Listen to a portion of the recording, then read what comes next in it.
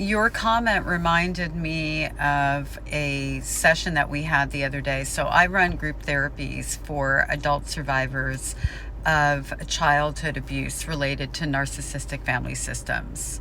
And we were talking about what emotions do you have difficulty with?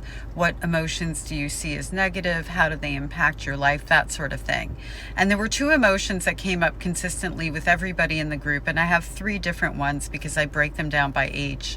And in all of them, it was happiness was one, and the other was anger. Because we see being angry as a negative or feeling anger as a negative. That's what we're taught.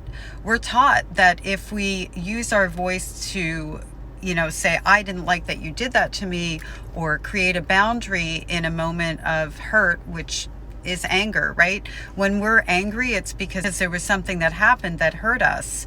We're taught very, very young that that's not acceptable, and that the emotion, not just the expression of what our needs are, is what's bad. So what happens? You grow up and you feel like those emotions are negative. The fact of the matter is there isn't an emotion on the planet that's actually negative. What we feel is what we feel. And it's positive to process feelings. It's a good thing. It is anything but negative.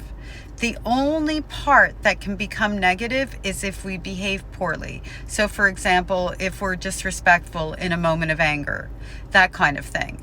But the actual expression of anger, being angry, feeling angry, there is nothing negative about that whatsoever.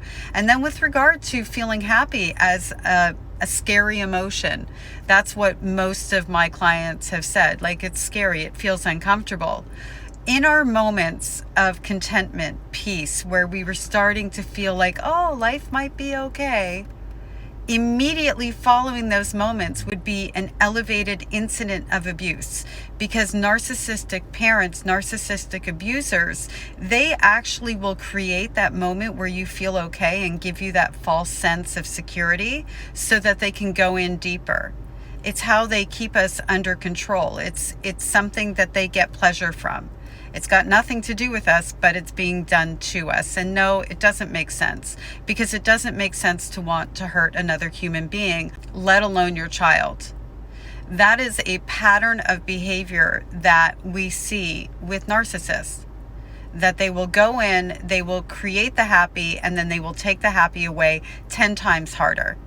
And that when we're angry or we're upset or we're sad and we are sharing something that goes against what they want, which basically is any opinion that we have, we're going to be punished for that as well. And as a child who is developing their sense of self, their sense of emotions, how to regulate those emotions, when we're taught that the only emotions that count are the ones of other people, we never learn how to effectively process our own feelings, which means that when we become an adult, we struggle because we feel bad, we feel guilty, we feel wrong when we have emotions.